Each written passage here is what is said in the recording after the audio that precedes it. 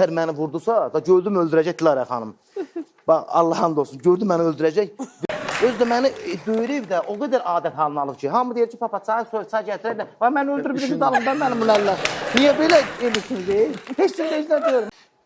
Yıxıldım, təzələ məni qaldırdı, vurdu, barıya düşdüm divana, gördüm ki, məni öldürəcək, beyni sönübdür. Variant işlətdim ki, belədimi, bura haradır ki, beynim yaddaşım pozuldu, qorxsun məni öldürməsin də.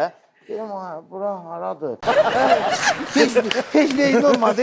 Yesin tükə, səni göndərmişim, yesin. Yaxşı, bilmirdik haradır. Bildim, evdəyim. Oxu da, eyvallah.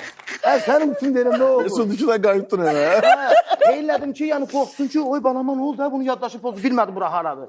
Dedi, yesin tükə göndərmişəm, atabala gəlmiş, istirahat edir. Dedim, yaxşı. Naradır bura, evdəyim. Mən elə başa düşürəm ki, bax, uşağı döyməklə döyür. Elə də fəqan oxumadı da. Oxumadım.